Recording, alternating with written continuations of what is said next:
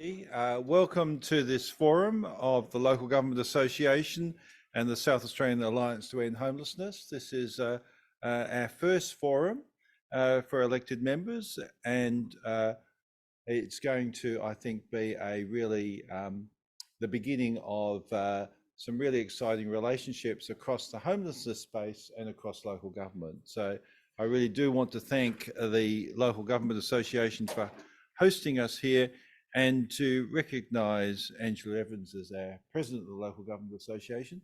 My name's Peter Sanderman. I'm the co-chair of the South Australian Alliance to End Homelessness. I'm also an adjunct professor at the Centre for Social Impact at Flinders University, and my day job part-time is as the Director of Strategic Advice to the South Australian Housing Authority. So I've actually got skin in this game, or perhaps many conflicts of interest that I need to manage. But as local government people, you understand that really well. So welcome everybody, and thank you for your attendance tonight.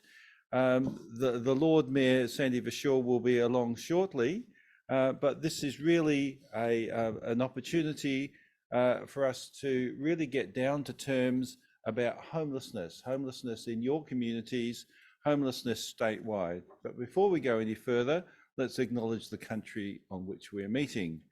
We acknowledge the Kaurna people of the Adelaide Plains and their spiritual and cultural connection to the country which they have never ceded. We pay respect to elders past, present and emerging, and we also acknowledge and pay respect to other First Nation peoples with whom we work. Without further ado, let me please call upon the President of the Local Government Association, Mayor Angela Evans. Thank you. Thank you, Peter, for that very kind welcome. I too would like to acknowledge that we are on the land of the Kaurna people, who are the traditional custodians of the land on which we meet, and I pay my respects to elders past and present. Welcome and thank you to all of you for joining us here at Local Government House for this forum on rough sleeper homelessness. And I acknowledge those people who are here in the room and those who are joining us in the virtual room this evening. This is an important and timely conversation for our sector. As you are all no doubt aware, South Australia, in conjunction with the rest of the nation, is currently encountering a housing crisis in both metropolitan and regional areas. This crisis is characterised by low rental vacancy rates, severe housing shortages in regional areas, significant real estate price increases, and now increasing mortgage interest rates. This housing crisis is impacting the full spectrum of our state's housing market, with many adverse impacts on the community that we serve. In response to the severe shortages of worker housing in regional areas, the LGA's SAROC Committee has responded. It's developing a toolkit of resources designed to both advise individual councils of options available to facilitate increased residential development and provide an advocacy agenda to take to other tiers of government. However, beyond worker housing, recent LGA general meetings have also carried items of business calling for advocacies to alleviate homelessness. These items of business have called for increased social and affordable housing stock, in addition to measures to assist those experiencing rough sleeping homelessness, the subject of tonight's forum.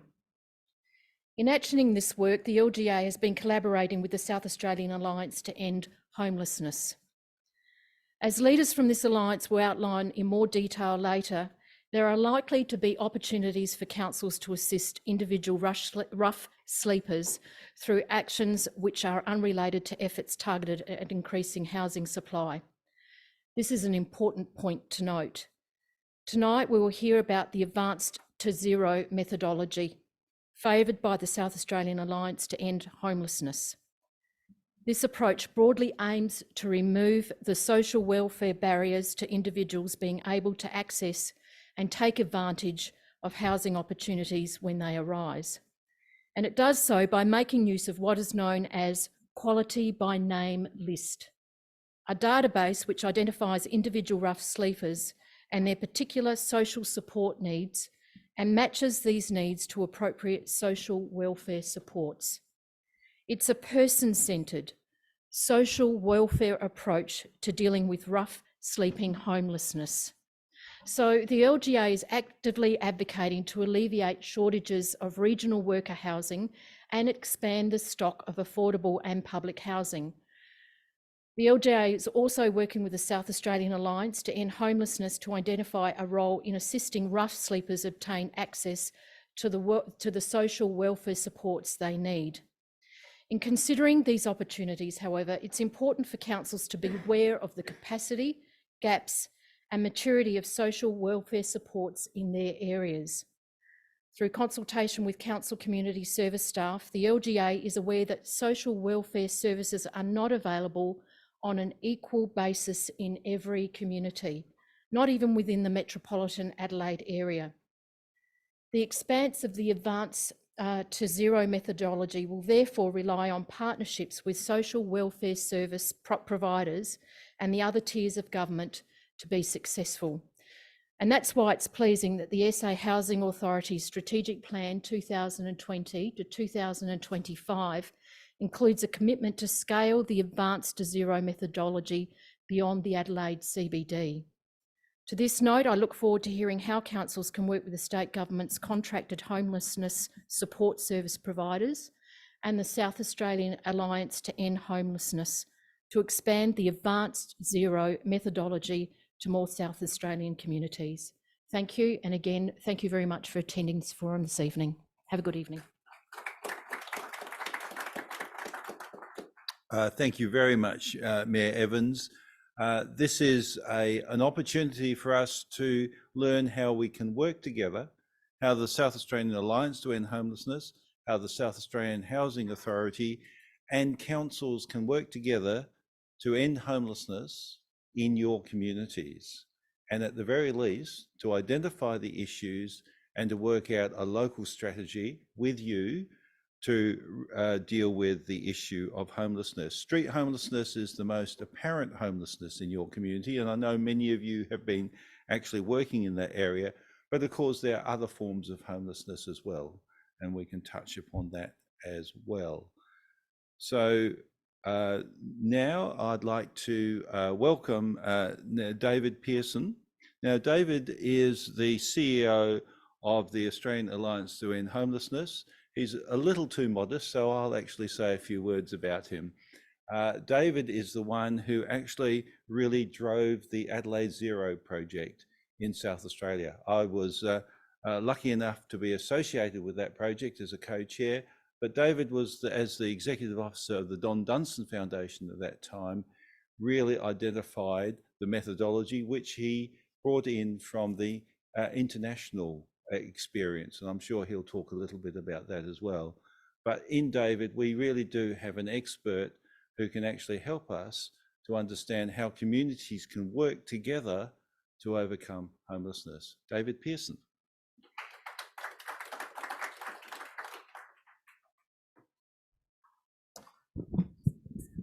Clicker here, camera.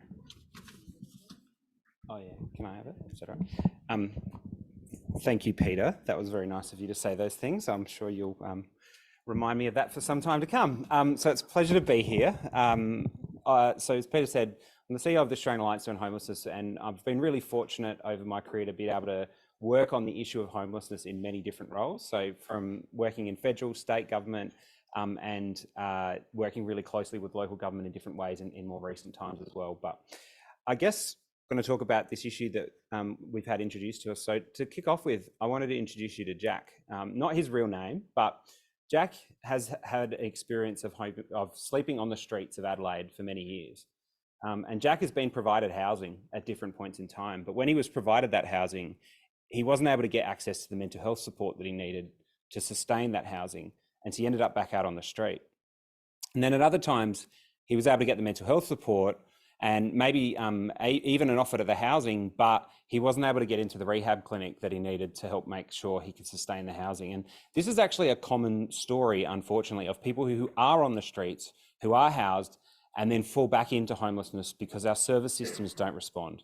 They don't join up what's needed to support people like Jack. And Jack's experience of homelessness is replicated in many local government areas across South Australia and all around Australia. And the thing about Jack's homelessness is that it's entirely solvable. And I'll tell you what that means in a minute. But just to give you a little bit of background on homelessness, because I know this isn't the sort of, the overwhelming focus of everyone here's day jobs. So what's on screen is the census data. And the census data is the best understanding of homelessness that we have in Australia. And it is currently more than 6 years old. And I don't know about you, but I don't know that you can manage an issue that you measure every 6 years. That is what we do in Australia. That's the best standard we've got of measuring in the census an estimate of how much homelessness is going on. And what it tells us is that there's 116,000 people in Australia, which we know is significantly increased in recent years. But it breaks it up into the different types of homelessness. So 8,200 is the type of homelessness that Jack's experiencing, rough sleeping on the street. Because we know there's many other forms of homelessness. And what we've got down the bottom is the numbers for South Australia, 387 for South Australia, people experiencing rough sleeping at the last census.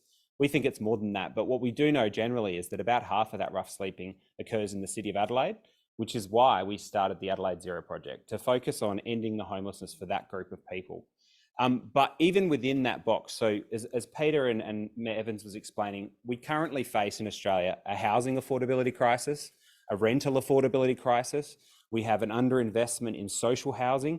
We have a general homelessness crisis. And increasingly, we're seeing a crisis of people experiencing rough sleeping. And how that manifests itself is death. People are literally dying on the streets in Australia. We think it's about 427 people nationally, but it's not counted, like many of the things here. So that number is 387, as I say, in South Australia. That's the overall rough sleeping population that we think. We know out of that, there's a group that called chronic homelessness. That's people like Jack who've got this repeated experience of homelessness. And that's the group of people that a number of communities around the world have ended homelessness for. But just to explain a little bit more, I mentioned 424 people we expect die each year whilst experiencing rough sleeping homelessness alone, never mind all the other forms.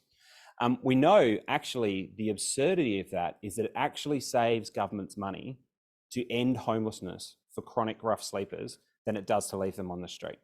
It's more expensive in terms of in and out of correctional facilities, in and out of emergency departments, in and out of crisis accommodation. So it's literally killing people and it's wasting money, and yet we still haven't solved this problem because it gets lost in the overall crisis of housing affordability and home ownership and private rental and social housing. There is so much need in all of those areas, and this problem gets lost. And what we've found, both in Australia and around the world, is that one way to make sure that problem doesn't get lost is to work with the level of government that's closest to community, local governments, and to point a spotlight on this group of people and hold a mirror up to the state and federal governments and say, this isn't okay in our community. And the Adelaide Zero Project was that kind of effort to say the city of Adelaide does not want to see people dying on the streets of our capital city. And the Zero Project was born and trying to make that case about making the savings, that are economic savings that can be delivered, that those resources should be reinvested that are being wasted by cycling people in and out of all these crisis services and actually solve the problem. So that's the overall problem of homelessness in Australia. And that's where the Australian Alliance to End Homelessness came in. We're a community of organisations around Australia that say that ending homelessness is possible. It's not a matter of belief. We don't believe that climate change is happening. We recognise the climate science. And the Australian Alliance to End Homelessness recognises that ending homelessness is possible because communities have demonstrated around the world with data. And sorry, one last thing about that. What do we mean by ending homelessness? By that, we mean that it's rare, that there's not very much of it, that it's brief, so that anyone who has an experience of homelessness, and particularly rough sleeping homeless, can be rapidly rehoused. So we don't see those catastrophic health effects that leads to premature death. And that it's a one-time thing, that people aren't cycling back in and out of it like Jack. So if we look around the world, who are those communities that are ending homelessness that I've mentioned a few times? Well, Finland's one. Finland, I would argue, has gone down what we'd call the structural approach. Finland has an amazing social safety net. Anyone who knows about the Nordic countries know that the size of government there is substantially larger than Australia. Their income support system is big. They invest in housing and they've got results from it. They have reduced overall homelessness. They have ended family homelessness. And they've had great results from those massive levels of investment from all levels of government. And I live and hope that we do this in Australia, and I will advocate that we invest more in housing and that we invest more in income support at the Commonwealth government level to solve this problem in the way that Finland has done. But while we're waiting for that to happen, and I hope that that happens soon, there is lessons for us in Finland. What you can see here is down the bottom, the green bits, you can see rough sleeping has actually started to increase a little bit in Finland. And that's a lesson for us, for those of us who are focused on this problem of the chronic rough sleeping, to say that we just don't think it's okay for people like Jack to be dying on the street. Finland doesn't necessarily give us the answer. It gives us a big chunk of it, overall reducing. So, and this is kind of one of the key lessons that we really want to distill and share, that the Australian Alliance has been helping communities with, is that housing alone won't end homelessness. It's got to be community that does it.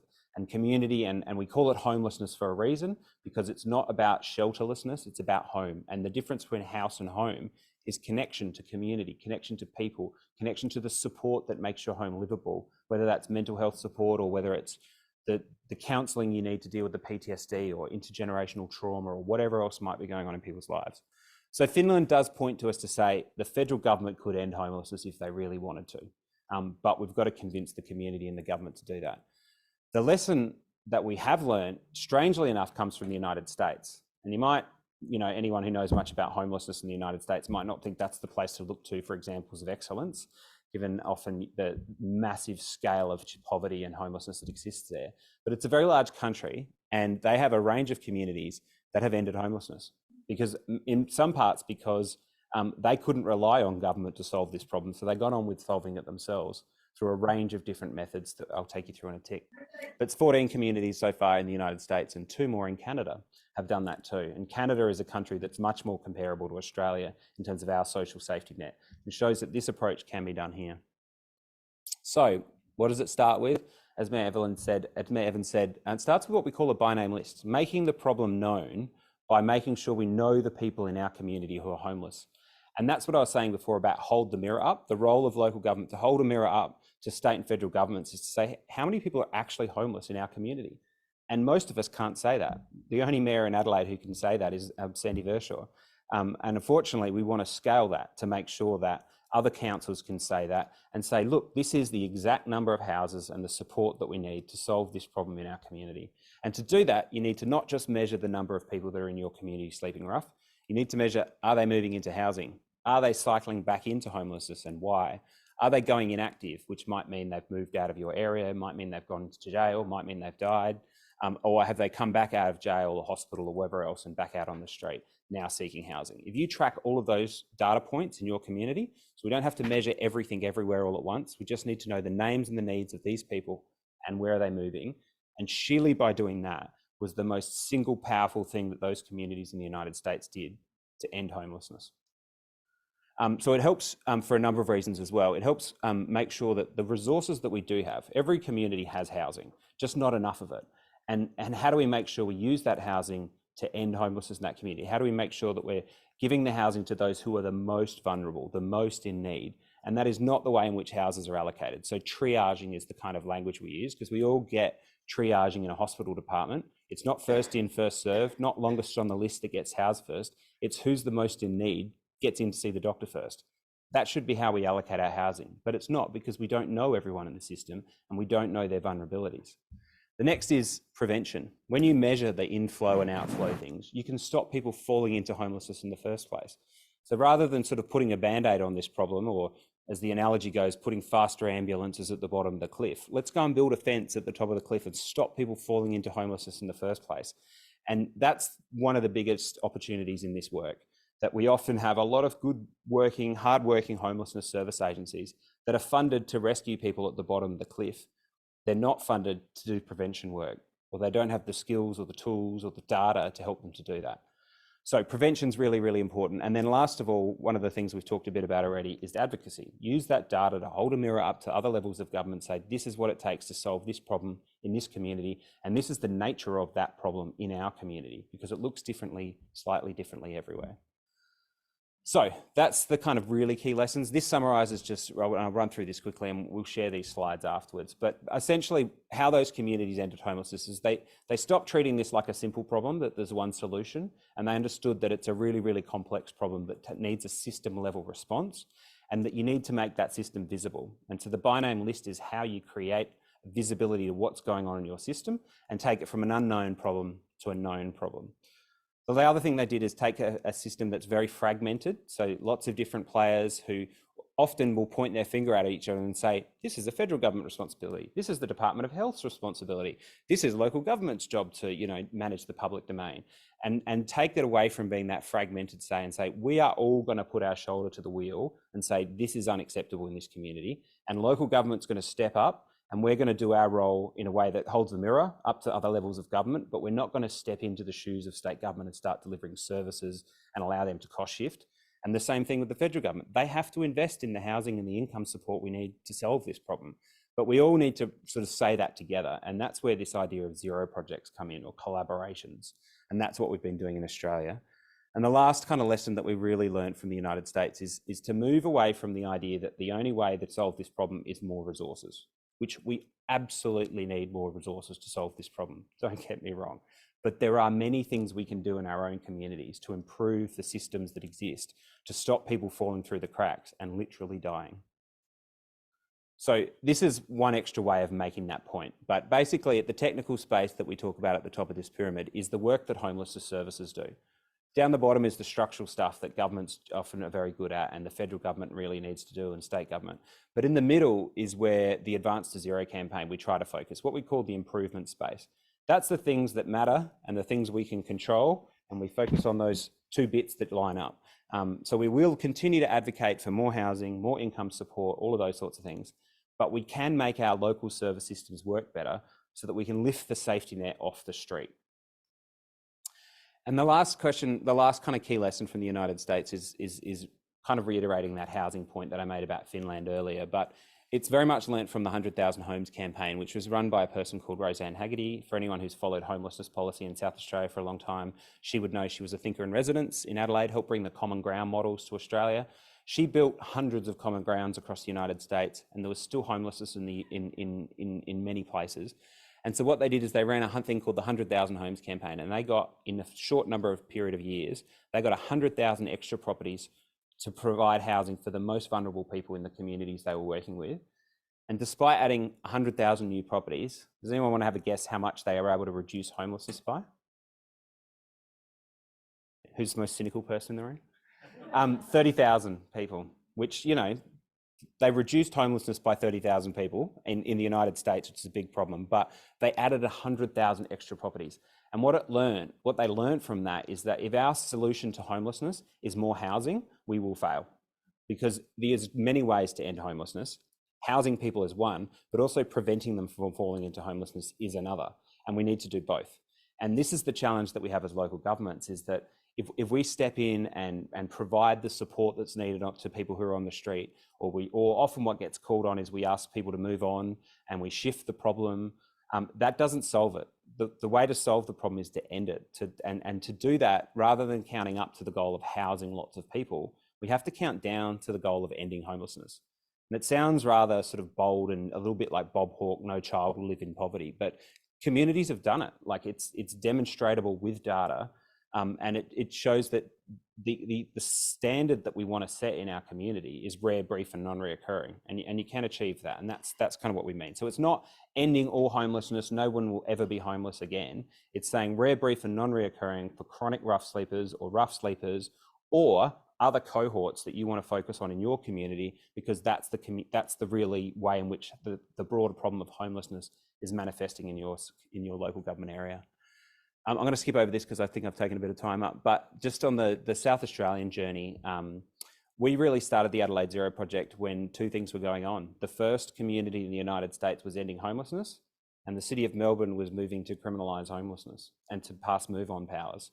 And you might remember that the City of Sydney was also having a bit of problems with the Martin Place encampment. And we said in Adelaide, that's not where we want to go. It was a sort of path of two different directions. And the City of Adelaide really stood up and said, we've been dealing with this problem for a long time, and unless we do something different, we're going to end up like Sydney and Melbourne, where we're either criminalising the problem or they're getting pushed into becoming a service provider and letting state governments off the hook to cost shift on service delivery. So we said, no, we're going to try and go down this ending path. we lined up everyone and said, let's have this shared theory of change, that we want to focus on the rough sleeping in the inner city to demonstrate that ending homelessness is possible in South Australia and in Australia, but to expand over time. And that's where this South Australian Alliance concept comes in, is that we're seeking to expand now. But we signed an agreement with the Premier and the City of Adelaide, Martin Hazy at the time, and community reps, and we said we were going to seek to end homelessness. And I mentioned before, you can focus on other forms of homelessness. And the thing about rough sleeping is that you've got to start somewhere. And if you make everything a priority, then nothing's a priority. And what we're seeking to do is lift the safety net off the street. And when you've done that, you can then just keep lifting the safety net and to increase that to other forms of homelessness and others. So it's not that rough sleeping is more important than any other form of homelessness. It's that you've got to start somewhere. And if you start halfway through the problem, what you end up doing is playing a game of whack-a-mole where it push it down here and it pops up there. We've got to start at the bottom of the system and lift up. That's the rationale, the theory of change, not that we're wanting to prioritize one group over another. It's just that that's a theory of change that's worked. Really quickly, a key part of it is about collecting common data. So there's this tool called the VI SPDAT. It's a long fancy name, but basically what it does is it gives us common data on what the needs of the people who are experiencing homelessness in our community is.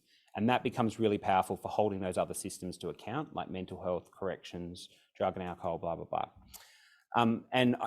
Just to run through another couple of quick stories on the Adelaide Zero project, we mentioned this housing thing before. In the first year, we got access to 220 properties, similar to the 100,000 Homes campaign. Like, we'd never housed that many rough sleepers in such a short period of time. We'd run out of furniture to put in people's houses and all these kinds of problems. It was a massive improvement. And this is our by name list data from the first year that measures all those data points that are saying inflow, outflow. I know it's complicated to see, but down the bottom, it's the 208 in the gold circle down the bottom, if you can see that. That's the number of people we housed. At the end of the period, 208 were on the street, at the end of the period. 220 was how many we housed. And the problem was 403 people came into our system in that same time. And that's the thing to remember, like, we've got to turn off the tap. We can't just try and house more people out. And I say this in the most respectful way, but what we all are addicted to in the homelessness and housing world is, how do we find more housing? How do we get more housing? And actually, if we want to solve the problem of homelessness, we've got to turn that tap off. And that requires collaboration and data and working together in new ways, in a place-based way, and all the types of things that we're seeking to do.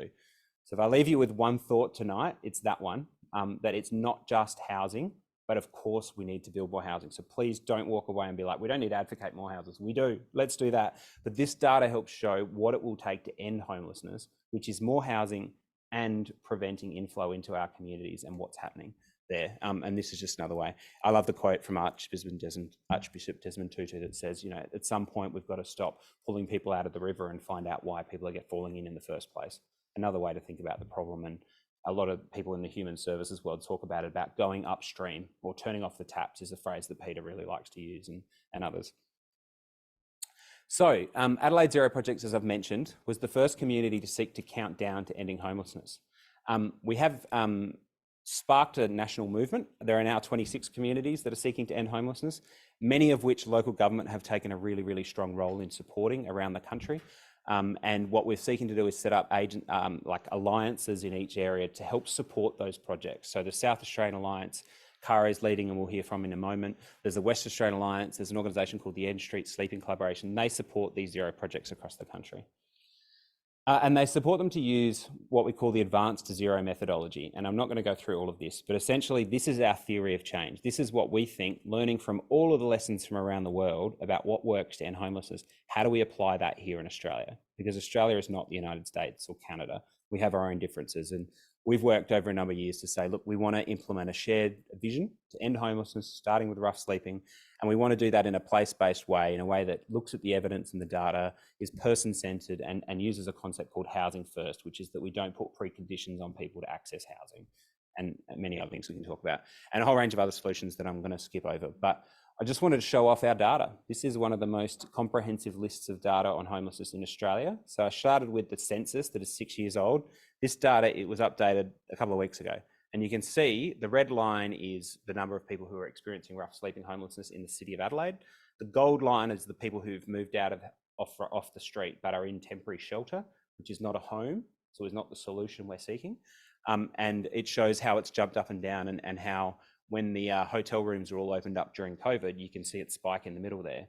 And you know, there was a lot of self-congratulation about what happened in our response to COVID, and that was some really positive moves. But we didn't end homelessness. We didn't even get everyone off the street.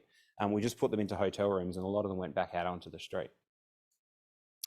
This is looking at the data a slightly different way. So that was looking back. This is looking forward. And this idea that we can actually end homelessness in the city of Adelaide is an entirely achievable goal. This is our modelling of how we would get there by 2025. If we can reduce the inflow by 3%, and we can increase the number of houses that we're able to place by just 3 a month, that would achieve functional zero. That would get us to rare, brief and non-reoccurring homelessness in South Australia. And this is just how we've modelled that out. This breaks that down in another way and shows how solvable this is. So if you had so imagine you've got a by name list for your local government area, and the numbers will be smaller because remember, 50% of the rough sleeping in South Australia occurs in the CBD. So if you were to break it down and be like, right, we need the NDIS to give us 5 packages. We need the aged care system to give us 2. We need the housing authority to, you know, build 3 more houses in this area a year or whatever. You know, you've got the exact numbers of what you need and where the improvements can be made across which systems that are letting people down. So as Mayor Evans mentioned, the South Australian Housing Authority is committed to scaling this methodology. What we're wanting to talk about tonight is what is it that local governments want to do in your areas? Do you want to be part of championing this and supporting this? And helping us get to that goal of demonstrating that ending homelessness is possible. This isn't the only thing that we're advocating that local governments do. There is a role for local governments in advocating for the housing and the support that we need, and thinking about planning and land use and all those kinds of things. But on the very, very specific problem of people literally dying on the street and other elements of the homelessness parts of that continuum that we want to focus on, we think we can do something pretty extraordinary here in South Australia. And we've sought to demonstrate in Adelaide already and really inspired a movement. And we really want to expand that. So recently, just before the last state election, the Premier was the first leader of government in Australia to commit to achieving functional zero, which, sorry, I haven't explained functional zero, but basically it means rare, brief and non-reoccurring. It's the way we measure an end to homelessness. Was the first leader of government to commit to that. And we signed an agreement with the Institute of Global Homelessness, who have recognised and have helped support sharing learnings about all of this. And it has bipartisan support. It was originally signed by the former Labor government, the Liberal government supported it, and the current Labor state government supports that as well. And what we'd really like to do is re-sign the agreement and add the strong voice of the collective voices of local governments to that agreement, and to say that this is what we think we need to be doing as local governments in Australia, in South Australia, sorry, is seeking to end homelessness, not seeking to move it to someone else's patch or to put more band-aids or have faster ambulances at the bottom of the cliff, but to solve this problem, something that's eminently achievable. And I'm really grateful that you sat there and listened to me talk for so long and rabbited on, and I'm happy to be part of the panel after this. But over to you, Peter or Cara. Yeah.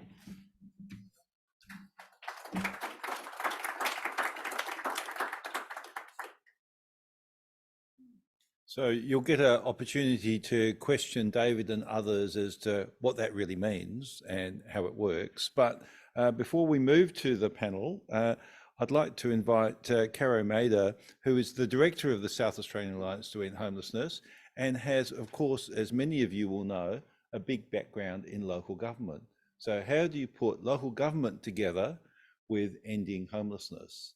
How do you actually apply this learning in your local government area? So, Caro.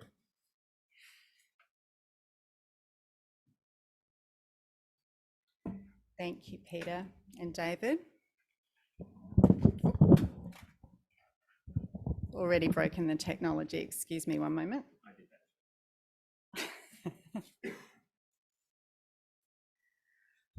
Okay, so yes, thank you, Peter and everybody. I'm thrilled to be here with you and in a local government forum, which is my heartland, very much so.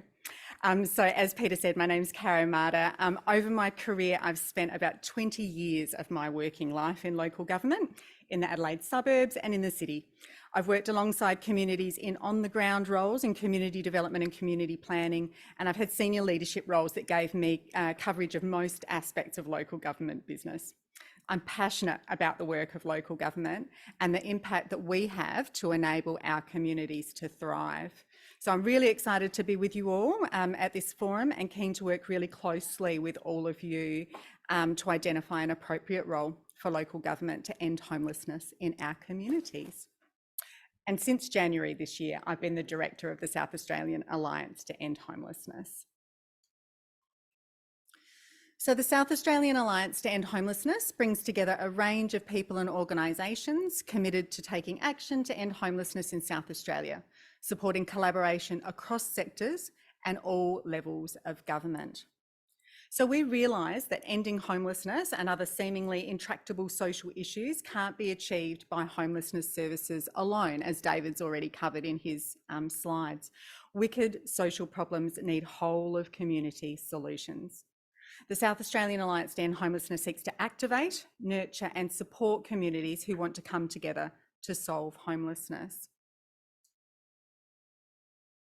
So as David noted earlier, this Advance to Zero work began here in South Australia in Adelaide with the Adelaide Zero project, which I'm really proud to have been a part of. Through the challenges of a global pandemic and re-tendering of homelessness services in South Australia and the national housing affordability crisis referenced by Mayor Evans earlier, the Australian Alliance to End Homelessness maintained focus on the opportunity of the Adelaide Zero project and Advance to Zero collaboration to improve coordination of responses to rough sleeping homelessness in the inner city of Adelaide. And recently, we achieved Quality by Name List certification. So this is cause for celebration for the inner city and North Adelaide, and fabulous timing for the Lord Mayor of the City of Adelaide to arrive. We're celebrating Lord Mayor the Quality by Name List achievement of the Adelaide Zero project on the 1st of July. So this is cause for celebration because when the Adelaide Zero project has quality data, as we've heard from David, we can have confidence that we understand the exact nature of rough sleeping in the inner city in North Adelaide. We're not guessing or hearing a one-sided view. We have evidence in real time, and we have the data to both plan and track our progress towards functional zero. We have that again for the city in North Adelaide. So I'd encourage you to think about the ways that your community could use data such as this to target resources where you know that they're needed and to advocate for additional resources.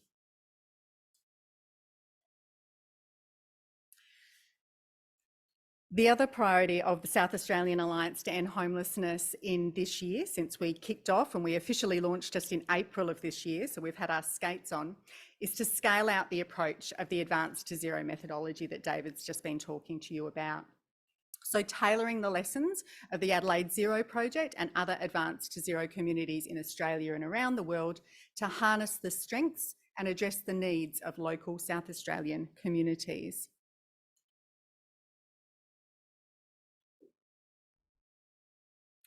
You'll see in the examples that David has used tonight that the communities ending homelessness focus their efforts in bounded geographical locations. So these communities are municipalities in North America or clusters of regional towns or city districts. In Australia, there are now many local government areas. I think David referenced 26, including Port Phillip, Logan, Mandurah, Byron Bay. Each Advance to Zero effort takes place in a location that has a defined geographical boundary. This enables us to gather data about what's happening in that exact location, and it enables us to activate the breadth of stakeholders in that location as the community collective that commits to solving homelessness in that area. So our communities, as you're very well aware, include our residents, businesses, homelessness services, allied services, civil society groups and other local networks. So it's not just funded homelessness services in these neighbourhoods. We've got a whole community wrapping around those services potentially. In local government, we're familiar with working within geographical areas. We know our communities intimately, and we're oriented to using our community's strengths to rally around these needs. Bringing everyone together in communities makes sense to us in local government. And one of the ways that Advance to Zero projects work is to use this collective impact approach to collaboration. So I'm sure that you're very familiar with collective impact approaches in other fora. The way that they're applied in terms of advanced to zero methodology is according to these sort of 5 common elements, and they're common to all collective impact approaches, that we have a common agenda, we have a shared measurement tool amongst organisations or and entities involved in the collaboration. We engage in mutually reinforcing activities. We can continuously communicate. We're very transparent and accountable to one another. And there's a backbone that supports this work. So having the backbone is actually a really important function of collective impact and an important part of the approach. The backbone stands outside of the funded homelessness service deliveries. We stand outside and we support. We fill in the gaps where there are gaps, and we support all of the players, all of the stakeholders in the collaboration to get done what we need to get done. And David used this slide earlier to talk about focusing on what we can control. So in local government, we're also acutely aware that there are other levels of government with responsibility for different aspects of what we might see as the homelessness and housing system. Sometimes it's referred to as a continuum. Other levels of government have lead responsibility for driving, for example, housing supply. Other levels of government lead the provision of support services that respond to people when we experience vulnerability, such as mental and physical illness, when we lose our job or acquire a disability or become homeless. So what's the unique space that local government can fill? What can communities control together? We would argue that the implementation space, so this space in the middle between the structural elements that David drew out for us in terms of housings and policies and law, and the technical space of delivery of services, is where we can influence most. It's the area that we can control and really focus.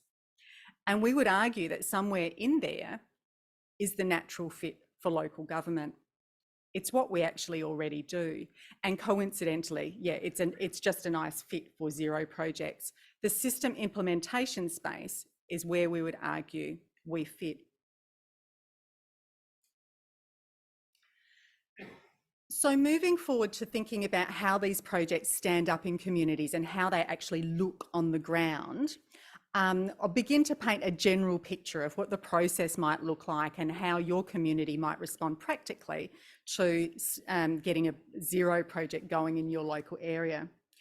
We usually start a process that we refer to as action planning, and really that's just sitting down with whoever wants to be a part of this process, the stakeholders in your area, and planning out the scope of the project in the first instance, deciding what that bounded area is going to be, what the geography is going to be. Is it your council area? Is it a cluster of council areas? Is it a region? We'd usually recommend that the smaller sort of geographical region would work better for a range of reasons, but we're open to all the conversations that you might have about how that geography looks. We'd also talk about who we're focusing on in terms of homelessness.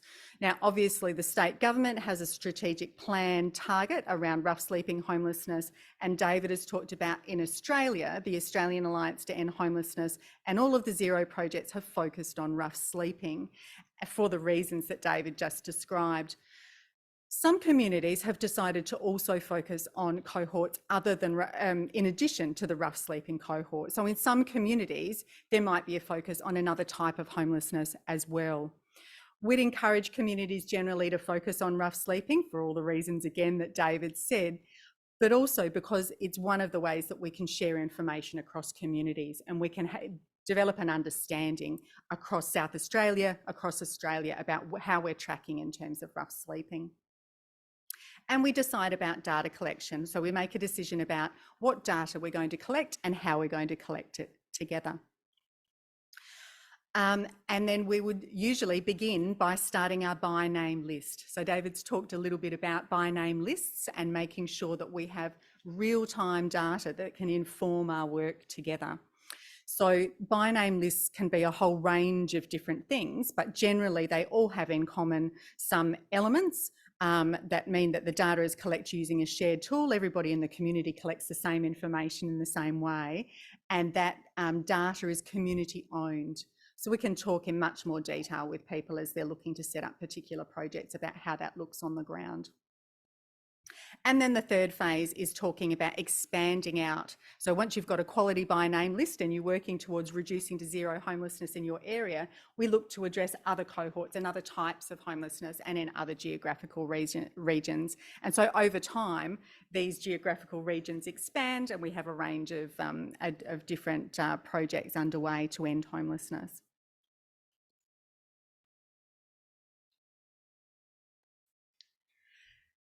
And to progress advance to zero work in council areas across the state, we need to build teams of people in key roles. So these roles operationalise the collective impact approach in local areas, and they sit alongside and add value to state and federal government contributions to solving homelessness. Now, please do not look at this slide and think that we're proposing that your council fund all of these roles or that these roles are required in every zero project. We don't include this slide to overwhelm you.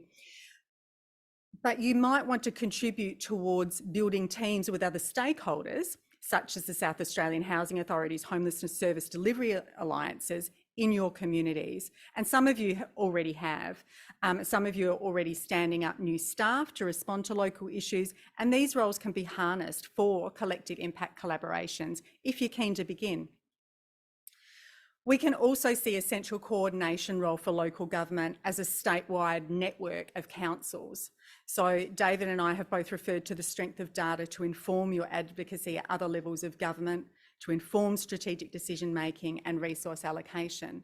So knowing the nature of the issue in your area is critical to informing response. We believe that a statewide data lead role funded by several councils that sits with our South Australian Alliance to End Homelessness backbone team can work with those councils looking to develop this data capability and stand up their own zero projects. Of course, if you're keen to resource greater effort, we'll be thrilled to hear about that too. And we're also keen to partner with the Local Government Association of South Australia to develop a suite of tools that local government can use to create their own tailored responses. We've got a current research and development scheme application lodged for this purpose that would really propel our work forward. But at the end of the day, we look forward to having conversations with all of you about how we might work together in exploring what a zero project might look like in your council area, in your region, the timing of that and how it might work for you. I'm sorry, there's the toolkit slide. Yeah, we just look forward to continuing the conversation with all of you after tonight. So thanks very much for being here and for sharing in this conversation with us.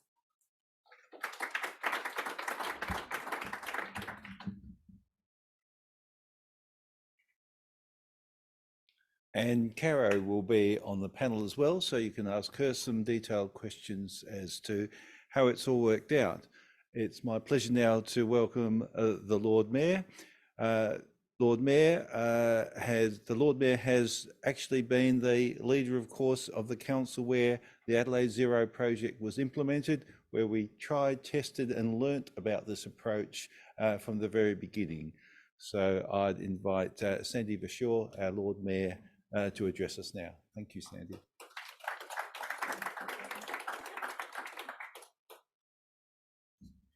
Thank you, Peter. Manina Pudni, Nadlu Tampandi, Nadlu Ghana, Yatanga Takandi. I acknowledge that we're meeting on traditional country of the Ghana people of the Adelaide Plains and pay my respects to elders past and present, and welcome you all.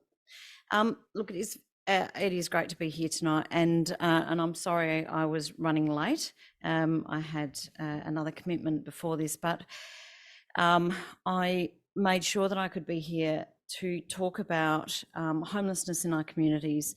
Obviously, the highest concentration of that is found in our capital cities, and having this discussion as we mark Homelessness Week is really important.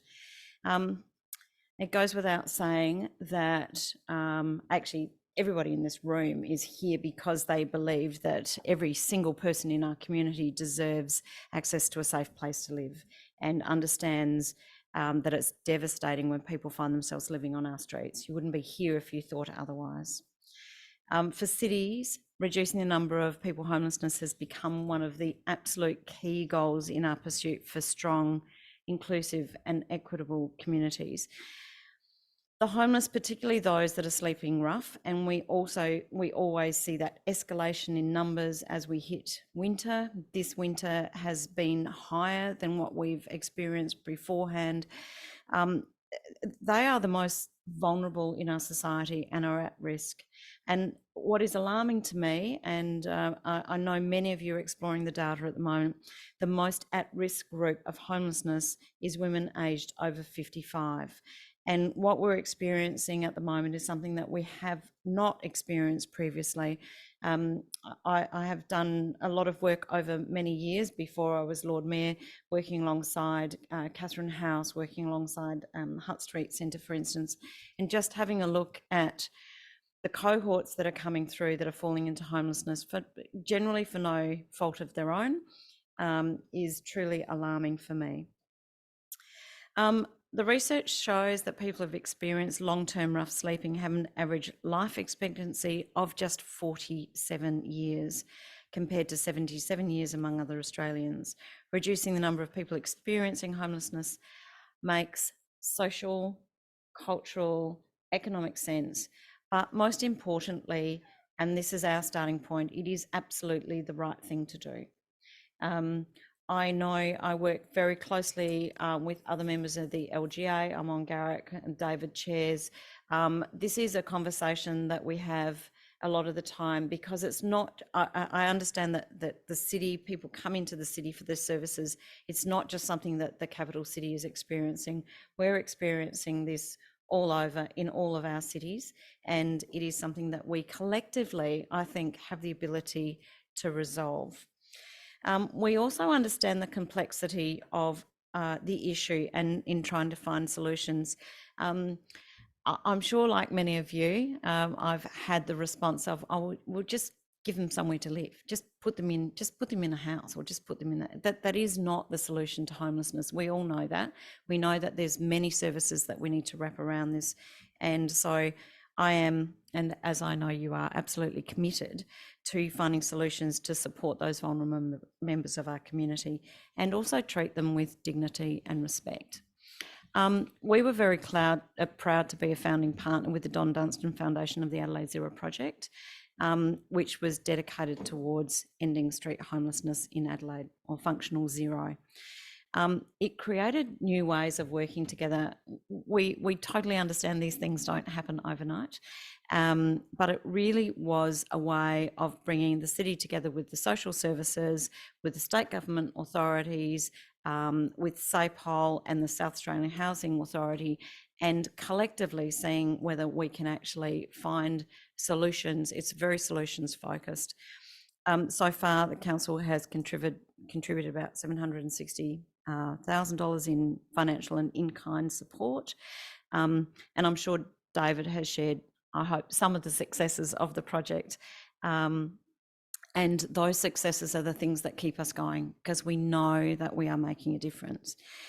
The investment has demonstrated the critical role that council can play in ensuring that our communities are getting the appropriate support, and that our local understanding of the needs of our street are reflected in the service response and the collaboration. So the other thing for me that was when, and it was David who first talked to me about the by name list, was when you talk about respect and dignity, the fact that if it's shared data, real time data, which is so critical to informing that response. But more than that, it means that those who are experiencing homelessness don't have to constantly retell their story, because when you have to do that, you just become your story and you're trapped in that bubble and you cannot find your way out. So the way that we've always looked at that is, once we've captured that data, and regardless of which services they're accessing, where they're accessing that story or that service, that they actually become the person, as opposed to having to start from scratch and actually retell their story. It is was honestly one of the most beautiful things that I've seen when you actually start to get to know the people who need to access those services, and they become real. They become people, not a statistic, not a problem, but they actually become people, and then we can treat them and help them get the services that they need to reconnect with community and get on with their lives. I think it's critical, and I know I've got many of my colleagues from local government here, but I believe that council's role is in trying to identify that need and provide safe and accessible public spaces. So, and that is why collectively our leadership in this space is so important and so necessary to make sure that those who are vulnerable are supported. Read my notes, hang on. It has been a priority for my council and with our commitment, and it is in our strategic plan. So to make sure we continue to support the Adelaide Zero project and other initiatives to really make sure that we can achieve that functional zero homelessness. And additionally, we adopted a homelessness social and housing affordability policy, which basically identifies our role as advocate and facilitator in response to homelessness. And that means understanding that there are many levers that we each have within our cities and how we can contribute to those levers to stop, to be as preventative as we are in terms of bringing services. So the more that we can do around social and affordable housing, working with our other colleagues at different levels of government is just as important, and we have a role to play there. It also means that as a council, we can facilitate improved governance of service delivery, particularly in relation to inner city responses and bringing together the different sectors that work with people experiencing homelessness to really and truly ensure that there's a coordinated response and more sustainable outcomes for those that are living on the streets. This is the benefit of community-based projects. I just entered Doctor Who or something. While we're connecting with other communities to ensure that the systems operate collaboratively and meet the individual needs. Sorry. Just stop for a minute. Thank you. I believe that the Adelaide Zero project, the by name list, connects us in a really focused and specific way to those who need us most. And that real-time data cannot be undervalued or underestimated in terms of how that works to getting the service to those who need it. I'm also working very closely with other capital city Lord Mayors in addressing homelessness across Australia through the Council of Capital City Lord Mayors, CCCLM. So given Australia's population distribution, the greatest number of people at risk from homelessness are living in greater capital cities in both central and suburban locations. And again, it's how we as a local government can respond to that. So we have been advocating at a federal government level as well to act decisively to really develop a cohesive national approach to housing and homelessness that creates that condition for meaningful social outcomes. We're also asking for funding and policies to provide adequate supplies of social and affordable housing. Homelessness is not an unsolvable problem. At the same time, where not that we held that for that long, but we were the most livable city in Australia. We had that mantle for a moment. And now that is not just the capital city, that is Adelaide Metro, okay? So as the most livable city in Australia and the third most livable city in the world, there was a part of me that says, how can you even say that we're the most livable city in Australia when we have this homelessness problem that we have to resolve? To me, that is such a tension. And I honestly believe that it is not an unsolvable problem. And we have the opportunity now more than ever to work together to provide safe, supported, stable housing for everybody in our community. as a level of government that, and my colleagues from local government would absolutely understand this, we are the closest to the community. We have the capacity and the knowledge to ensure that the well-being and the safety of our communities is paramount. And I know, having got to know many of my colleagues over the years, that this is one of the key things that drives us. We already do more for homelessness than many people realise.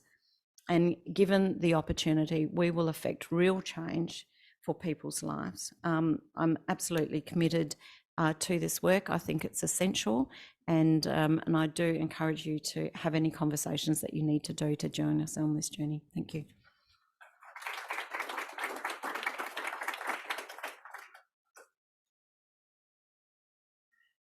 Thank you very much, Lord Mayor. I don't think we'd get a better testimonial than that. So thank you for that. Local government, if we wanted to actually enlist the support of community to overcome homelessness, we know that needs to happen at the local level. And so what better place to base the efforts than local government? You are uniquely equipped to actually lead your communities in this area. We do need the state and federal governments to be involved, but the initiative needs to come locally to deal with local situations and local solutions. So, Lord Mayor, thank you for that. We're now going to have a little bit more interaction by having a panel discussion. So, David and Caro, if you could come forward to that. For the purposes of this panel, I'm going to pretend to be Michael Buchan. And Ilya Horidis, who's the new director of City Shaping. That's an interesting title, City Shaping, from the City of Adelaide, and Tom Kuntz from the LGA of South Australia. So Tom, if you'd like to come forward as well. So now is the opportunity for questions and answers. So perhaps if you could indicate, if you want to ask a question, indicate who you are, and then we'll perhaps direct it to whoever on the panel, or generally you want to ask the question of. So over to you. Hi. Jane Bange, I'm from the City of Mitcham. I returned at the beginning of this week from north of England, where I was visiting family, and I was in Newcastle on Tyne. I saw a rubbish bin with Advance to Zero, and it immediately clicked because of Adelaide. I was so thrilled that I had that awareness. I wouldn't have actually focused on it. So I'm just wondering that consistency of language and how we get that awareness being raised in strategic groups, because I think, you know, if I had not lived in Adelaide, I think I would have passed that bin and not known anything about it. But because I'm in a smallish capital city, it just clicked. And then I looked and I really read it and I thought, my goodness, this is the same language, the same wording. And I thought it's probably the same sort of project. I guess I'll take that one. Yeah, it's a global movement. We've learned so much from different communities around the world. So the Institute of Global Homelessness has a series of vanguard cities around the world. And there's a number of them in the UK, and we've all kind of united by this idea that ending homelessness needs to be the goal. Like, it's not moving it or reducing it, it's ending it. Like, nothing else is really acceptable in 2022. So yeah, we are trying to use similar language. I think it hasn't really, the lexicon of ending homelessness is very much in, so I've just done like 3 weeks in the United States as on a study tour kind of thing, and all the organizations have ending homelessness in their names. It's the Chicago Ending Homelessness Coalition. It's the, you know, we don't have that here. It's just not part of the sort of culture, but we're trying to change that, you know, and these kind of initiatives help with that. Thank you for sharing the observation. I think what's really important, what that highlights, is if you looked to other sectors and who are more mature in this process, we know their common language. And that's part of the commitment. I think what both Caro and David have called out tonight is, as we consider our responses, you buy into that language, more people use that language, it becomes more visible. So we shouldn't underestimate the value of visibility on an issue that is obviously a walk past issue, a try not to see issue. And if it's a bin that triggers a reaction, if it's people using the same logo with the same language, all those contributions, whether it's 1%, 0.5%, or 10%, they matter. And so I think that's a big part of tonight's message of how we aggregate our effort. You'll notice from the map that David showed that all those other communities around Australia have taken the Zero Project language, many of them. It's about time we capture that back for South Australia, I think.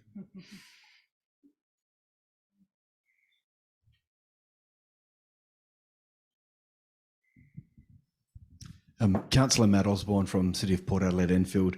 I'm really interested, and I was very pleased to hear the Lord Mayor talking around their proactive work in determining what the role of local government is as advocates and facilitators. And I think you touched on this a bit as well, David, with respect to the risks around cost shifting. So just with that, I was wondering if you'd be able to expand a little bit further around some lessons perhaps that we may be able to pick up from other jurisdictions. If we are at this point in time now of really starting to build some momentum, what are the things that we should be avoiding in this area?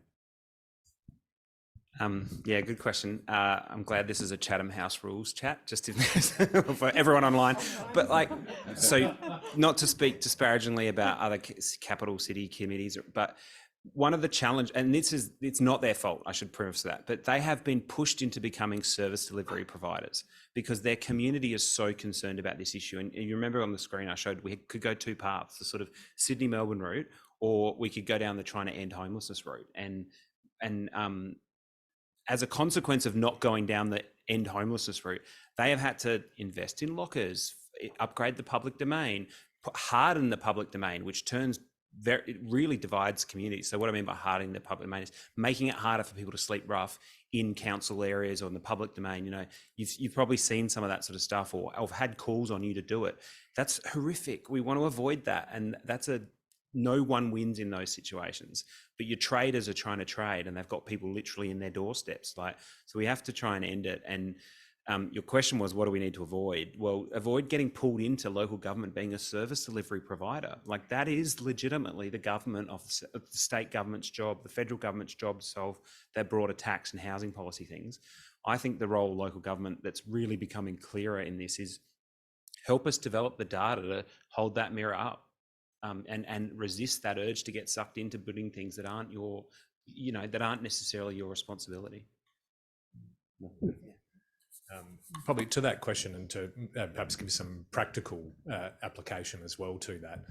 I think the Lord Mayor mentioned our policy, and our policy firmly states that position. So, and I think it is okay to say where you stand, what you don't do, saying no, and proactively saying what you do and what you bring to the table. And we've already seen some great examples about the gaps that are filled.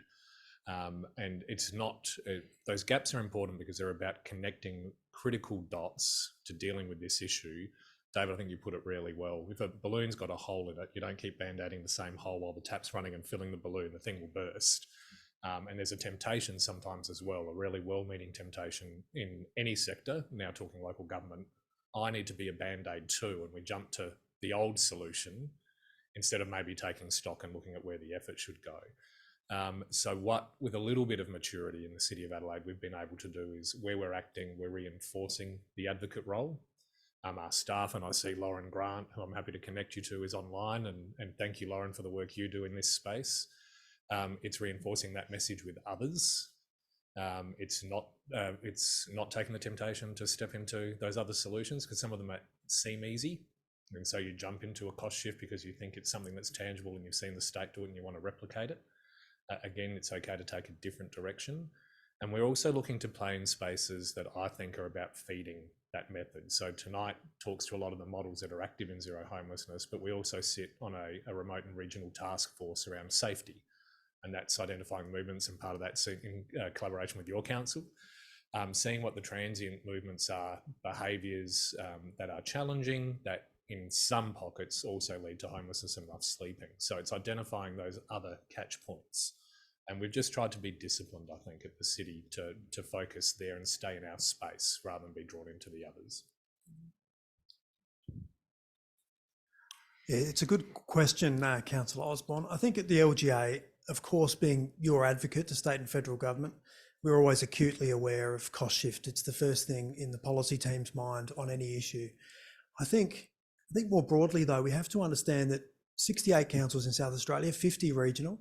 They're very small, they're very isolated, and they are often the provider of last resort. So what we're hearing through our SAROC Committee, whether it's regional housing shortages, whether it's health workforce shortages, councils step in because they're the last resort. And so they take on initiatives that are Herculean, really, in their local communities, but they might be not the best or the most efficient solution often. And they really want to learn from the experiences from more well-resourced communities. But also, if we've got the architecture that's worked internationally, that's worked not just in the city of Adelaide, but internationally, and if there's a quality by name list, if that's really a crucial part of the solution, then why not collectively work together to try and expand that methodology more broadly? I think there's a really good opportunity to be worked through. I could just say from my experience in the Zero project and what the City Council managed to do through the Zero project was to bring a focus on a particular issue, but also to provide the place where people could group together. So it is collective impact. It is working collectively across SAPOL, with health, with drug and alcohol, with, yes, the South Australian Housing Authority, bringing all those agencies together with the local government, workers, plus the community services sector, and most importantly, members of the community who rallied to the cause. So it's providing a place, a room where people can gather together and draw attention to an issue and provide a focus, which does then attract the support of state and federal agencies. Bridget Mather, Coorong District Council, one of the regional councils. First of all, thank you. This is a comment. Thank you for providing a model, I think, that we can collect data with from an LGA perspective. Might be a bit more legwork in 8,500 square kilometres, but it certainly would work. But the question to you, David, is more around, you talked about turning off the tap. And so what, if you were to talk about the top 3 taps you want to turn off straight away, what are they, and what are some hints and tips around that? Very good question. So what are the top drivers into it? It might be different to what would be the easier ones to turn off, if that makes sense. So we know that if you go and sit at the SACAT, you're going to sit, the South Australian Civil and Administrative Tribunal, I think it's called. You'll go and find out who's getting evicted from their properties and who's going to shortly end up on the by name list kind of thing. So that some of those are very hard to deal with, like there's structural issues that are policy, like, at the bottom of the pyramid, right? We're talking before. So if we had stronger rental rights in South Australia, that would have a huge impact on turning off the tap. If you were allowed to take pets into your property, that would often stop a lot of people ending up in homelessness. So there's structural things that need to happen, and there's people who advocate for those things, and we need, etc. But more practically, in the type of examples we've learned from the Adelaide Zero project, for example, when I showed you, when you project forward what we need to reduce homelessness, we only need a small decrease in the inflow. And what we know is that on average, about 3 people every month get discharged from a correctional service facility, and within about 14 days will end up on the streets in the inner city. And when you go and talk to the corrections department, they go, no, we've got discharge planning processes. And so what are they? It's like, it's a cab voucher to the Vinnie's men's shelter. That's not a discharge planning process. And they're going to be back into corrections and hurting your recidivism targets. And so it's kind of helping make the correction system accountable. Or another example might be the Royal Adelaide Hospital. They are discharging people all the time out onto the streets, and they'll be back in again for another Band-Aid or whatever the health condition that they're seeking, adding to the ramping crisis. And that's what causes the costs that I showed, that shows it's actually cheaper to house these people, provide the housing and support they need. I'll just quickly add to that to just note that the 2 examples that David's just given, both corrections and the Royal Adelaide Hospital, their discharge teams have both recently joined the Adelaide Zero project and are contributing now to, they have access to the My Name list and are making sure that that is something that we actually stop doing going forward. So this is part of the power of data. We can actually map where those people are coming into homelessness, you know, what where that inflow is coming from. And we can actually have conversations with those agencies that are not funded homelessness services, they're allied sector services. We can have conversations with whoever we need to have conversations with to begin to turn off that tap. One of the taps is actually the churn. People, as David spoke, the people coming out of housing because they can't sustain their tenancy. And so there is quite a churn there. On Monday, we launched the evaluation of the Aspire program, the Hutt Street Aspire program. Now, the Aspire program was a social impact, social investment bond, and that produced long-term persistent case management of homeless people placed in housing. And so the Centre for Social Impact at Flinders conducted that research, and what it conclusively showed was that looking after homeless people properly and making sure their tenancies stick saves money. It saves money in the health system, it saves money in the corrections system, and funnily enough, it saves money in the homelessness system as well. So doing it properly, doing it correctly, also is a way of turning off the tap as well.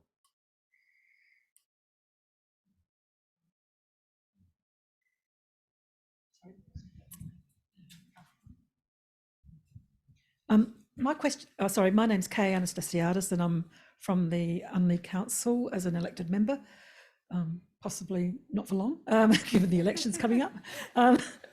See how it goes. There is a policy requirement to have 15% allocated for low income or social housing, or not social housing, but low income type housing in developments across the state. But often that 15% is primarily allocated to disability housing because that sector's got the money in some senses to actually soak up 15% if it actually exists, because I think there's some fiddling with the figures. But we don't actually have an adequate, well, it appears to me that we don't actually have an adequate policy around what that 15% should look like, how it should be allocated. That it be a bit more fair and sort of more general, because I think there is an issue of, you know, having a broad spread of different people from different backgrounds. So it's not just focused on disability, but also on other groups in the community. So I just wondered if you had any comments on that issue, because I think the 15% is a bit low anyway, but how can we improve that? Because the developers are really not kind of pulling their weight appropriately in this area. Yeah, okay. Look, I think land use planning in general, affecting housing affordability is a really complex issue. Of course, in the last 18 months, what we thought was unaffordable housing has just, you know, gone through the roof since COVID. The 15% threshold applies, to the best of my knowledge, over 20 dwellings in a development. So often developments fall under that policy anyway. And the affordable threshold, off the top of my head, is over $400,000 is considered affordable. So, look, you'd have to have a forum on land use planning, creating affordable housing, you know, in and of itself. It's massively complex. I'd just say on that point as well, because it's one that comes to, in some ways, the comments we heard at the start of the night from, again, both Carol and David, that it's not just a provision issue. It's interesting to me, you talked about language and we're talking about housing, and there might be some unhousing sort of strategies and focus to really get people understanding that some of our brothers and sisters who are impacted by this issue didn't start without a house and are therefore homeless. They've started in shelter and come out. It's definitely, from a land use planning perspective, a development perspective, we see it in high-rise development in the city of Adelaide, just the reality changes and what other structural issues around financing approaches and methodologies that people have, their current condition, for affordability for housing. And I think we need to put affordability for rental into that mix as well, because it will be stepping stones, not just the acquisition of property, but the access to property. Yeah. We have a comment on the from those online from Carol there. One of the lacks, as well as affordable housing, okay, is the supportive housing. And we really in South Australia have a major shortage in terms of housing where people who have ongoing support needs can actually safely and appropriately live. And that's one of the big issues. I was just going to read the comment. The comment from Carol online is the mentally ill often end up in hospital, especially the RA, because all the places they once could reside and have treatment have closed. Nurses consistently criticise this and the way it's working. 100% agree, right? And I mentioned I just did this study trip in the United States, and one of the things that really stuck with me was I met with the head of the National Alliance to End Homelessness over there, and she was really foundational in changing the lexicon over there and getting ending homelessness in all the policies and everything. And she said to me, I know ending homelessness is possible because when I started my career, there wasn't any. I said, huh, what? And actually, she goes, we've all got short memories. Like this idea, so you remember Jack, who I put on the screen before? Homelessness like Jack did not exist before like the 70s in most Western countries, and previously didn't exist in many developing countries either. It is a modern phenomenon. It was created by public policy and it can be fixed by public policy. And the public policy that created it was deinstitutionalization. And that's where we used to lock up people with mental illness or people with disabilities. And thankfully we're more enlightened than that now. And the deinstitutionalization policy was a good thing, implemented badly. And the result of it being implemented badly is homelessness, the kind that we see on the street. So we can fix it. The solution is what Peter was just talking about, supportive housing. Housing that's not an institution like Glenside was, but is a house with support on site often for people who are very unwell. And there isn't that type of housing most of the time in the communities they're working on. And what we need the by name list data for is to show that it saves money to actually take these people and give them exactly what they need, a house with support.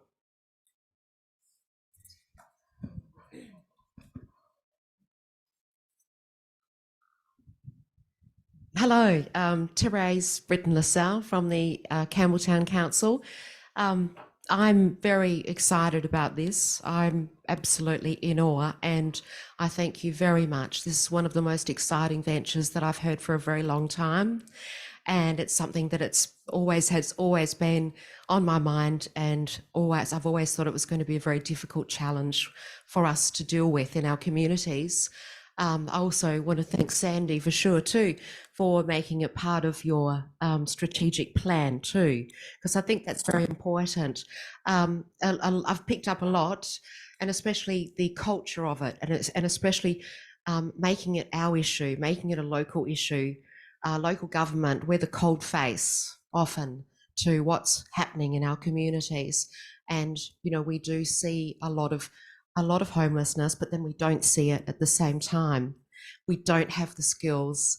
And so having the by name list and having that data and having all of that information and also making the unknown known is, it's a trailblazing, I believe, a trailblazing endeavor, and something that is something that's going to be sustainable.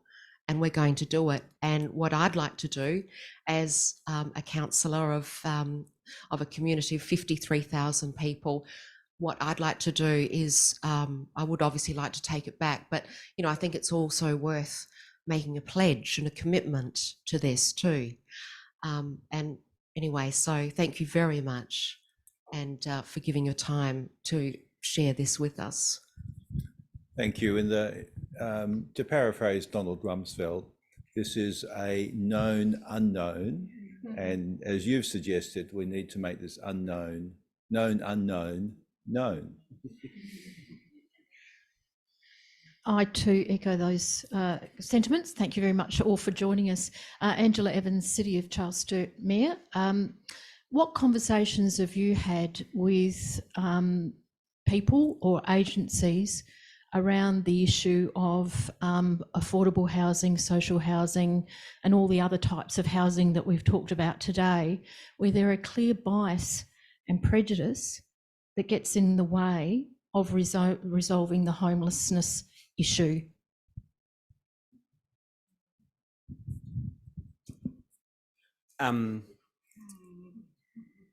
So in terms of the easy part of the question, what conversations we've had, I guess we're constantly seeking to broaden the alliance part of the South Australian Alliance, and to bring in more voices to being part of this movement and this positive kind of, take on that this is a solvable problem. So the tension in there is that we are saying we want to end rough sleeping homelessness and chronic homelessness to start with. And that means that we just can't seek to take on the land use planning issues and advocate for all of that all at once. Like, we have to sort of focus the efforts that we've got as a very small team, but seeking to grow. And there are voices in the system that argue for that. So, there is an organisation called Shelter SA, or there's the Community Housing Industry Association, and there's the Public Housing Tenants Association. Those organisations all want to argue for advocating for the structural policy changes and investment that is needed. And we are enthusiastic supporters of that and cheer that on, but it's actually a slightly different function to what we're seeking to do. We're sort of, to exacerbate, to reiterate that kind of pyramid thing. That's all down the bottom of the pyramid. And we're just trying to add that bit in the middle that's really missing. That's not often there. And so that doesn't mean we don't have solutions down there. They are there, but we're not the ones trying to push those. We're trying to fix that bit that's missing. Does that make sense? There is a linkage to the housing issue, lack of housing, lack of affordable, lack of social housing. And that is, if we actually understand the dimension of homelessness, that does draw attention to the need for more housing. And at the moment, I would suspect that the numbers that we see in the census, the numbers that are generally published about homelessness, understate it. There's a lot of hidden homelessness in your communities.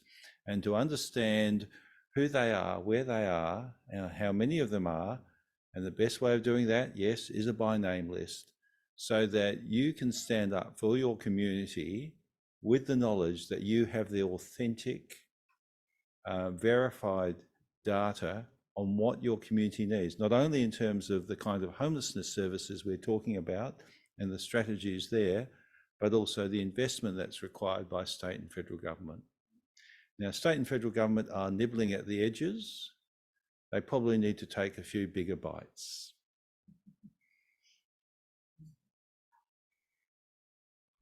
Katarina Steele, councillor from Mitcham. I would like to ask the colleagues if any council did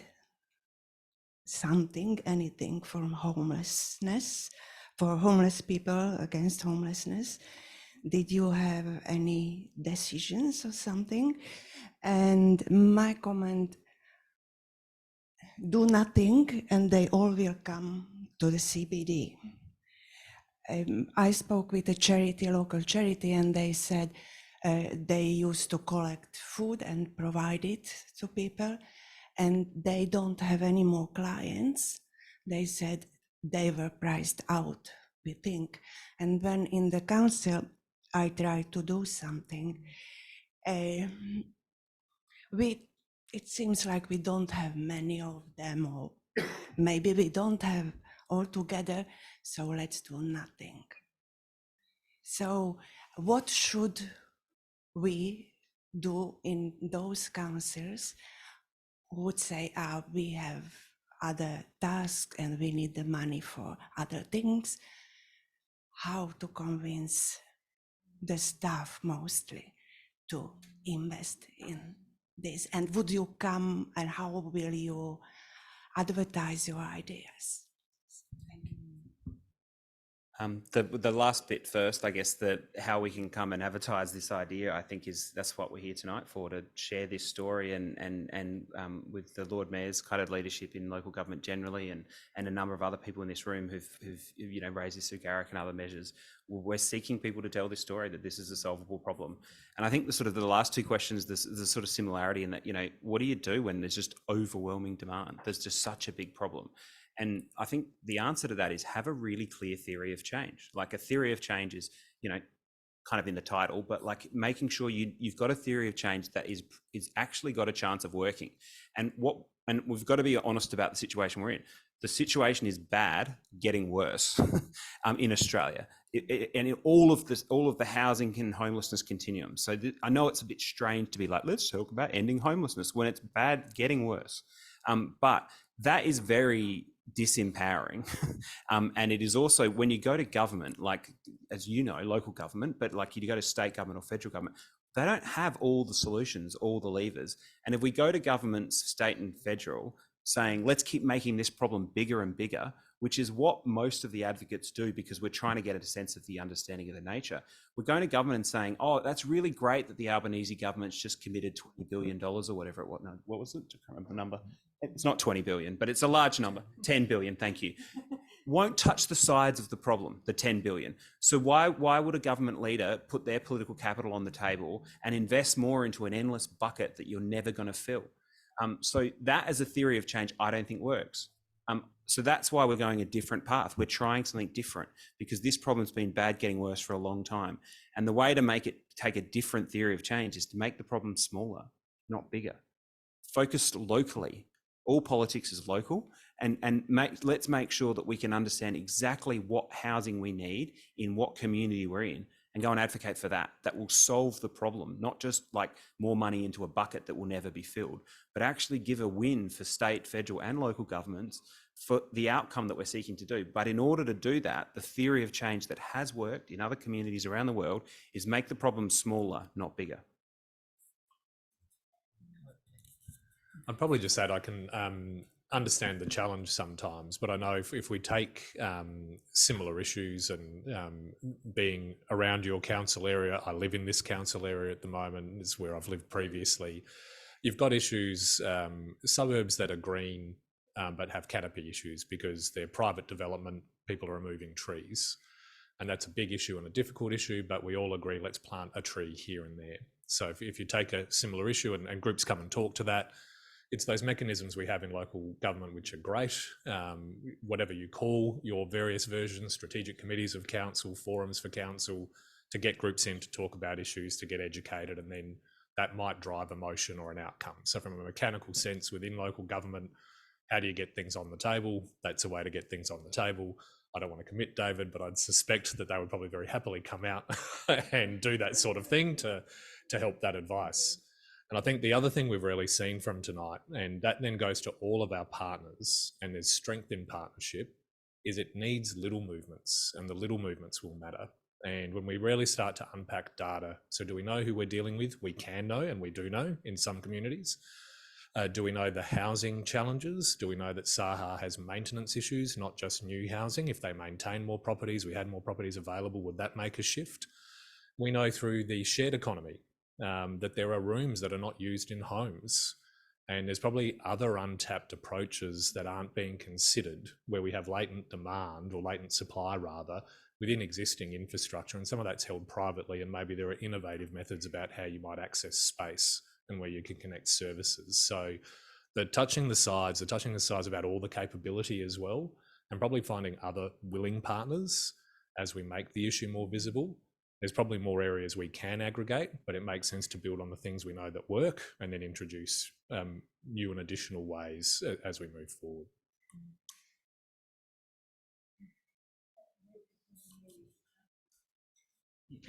Kathy Webb from Northern Areas Council, Regional Council, relatively small. In answer to Katarina's question, we have been talking with the Uniting Care about affordable housing in our council area. We have a small amount in our major towns, but it's certainly not enough.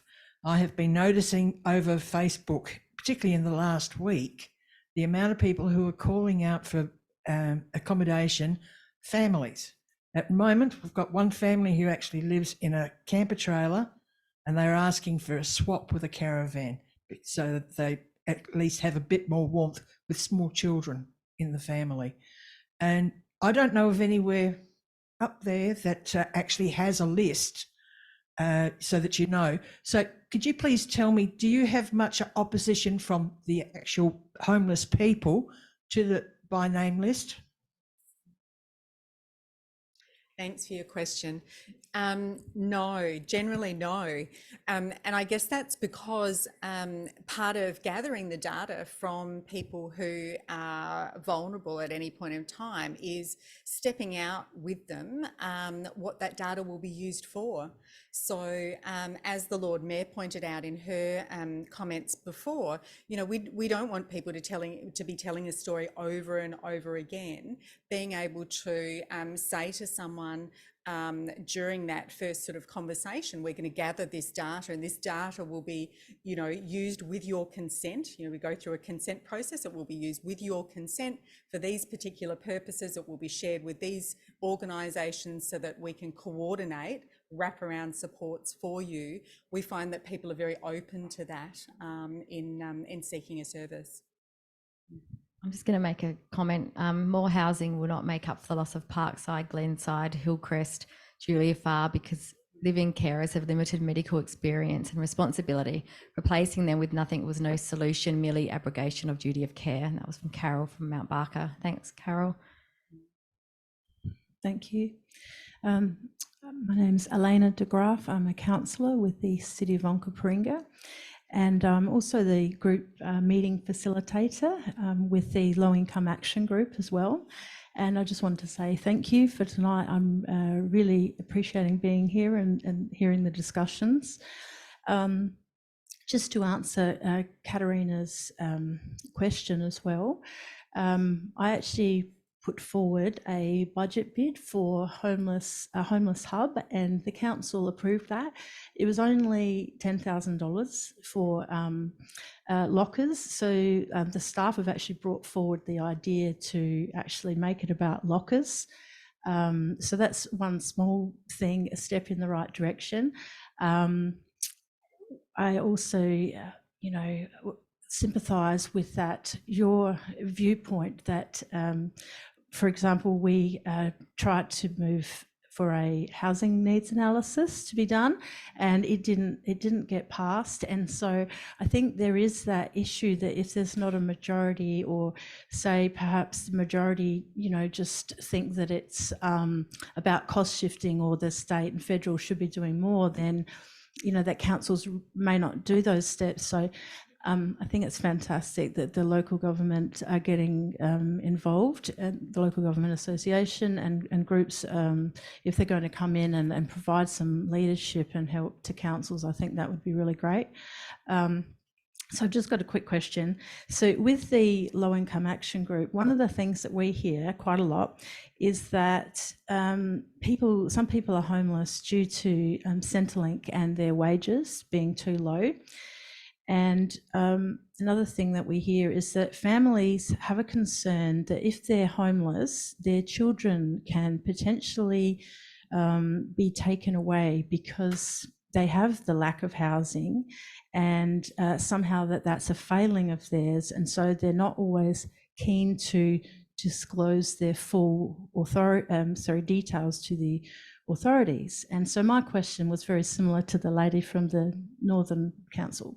It was along the lines of, how do you balance out the need for the wraparound services and the by name list with people's privacy and those issues with the Department of Families and etc.? Great question, and I might start talking to that, and I'm sure David will jump in when I miss bits and pieces from this. I guess one of the core features of any by name list set up using this advanced to zero methodology is that it's a community owned list. And what we mean when we talk about a community owned list is that there is a group of organisations that come together in the community as this collective, who all share a range of guidelines about how the data on the by name list will be used, and that the data on the list is used for the purpose of housing. So there's there's an understanding of all participants who have the ability to see the data on the list, that it will not be used to cross-match it with any other data from another level of government for any other purpose, but it is supporting a person to achieve a housing outcome. And so there are rigorous guidelines that are agreed to by every organisation who is invited onto the by name list. And so there are different levels of access to the by name list too. We won't get into the technical aspects of it, but there is, a real depth of agreement around organisations about that, the use of the data and the way that it won't be shared. And it's not stored by a government organisation. The data is collected and managed by members of that collective for that purpose. Thanks for your question.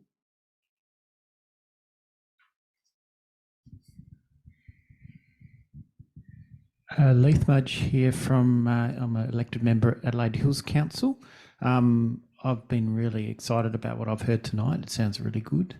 But the thing that I think about when I think about taking this back to my council is that they will say that homelessness is not a problem in our council area because we're a relatively wealthy area.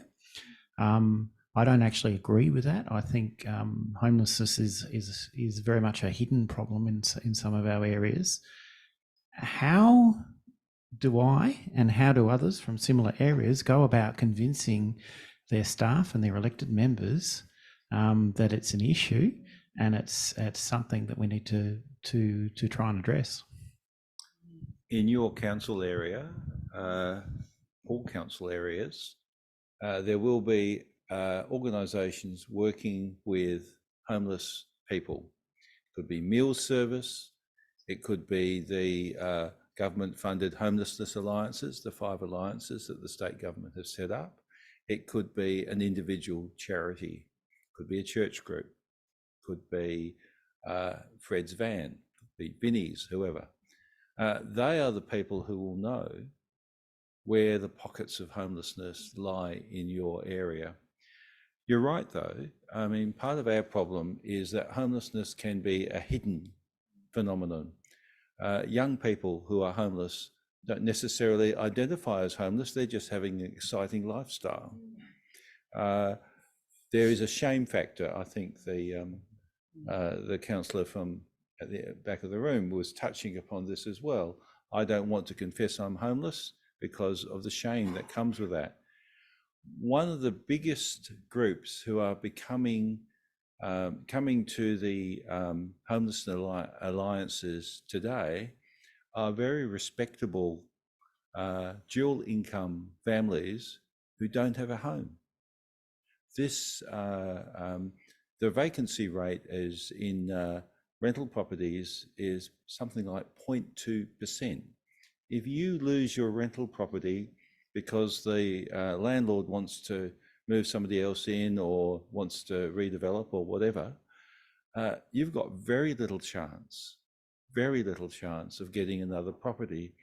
So we are seeing that homelessness is actually becoming a middle class phenomenon. And I won't be surprised if it doesn't become a little bit of an issue in your impending election. Yeah, and I might just add to that as well with a bit of a cheeky sort of different response, and that's to say, how would your colleagues know what the problem is without a quality data system?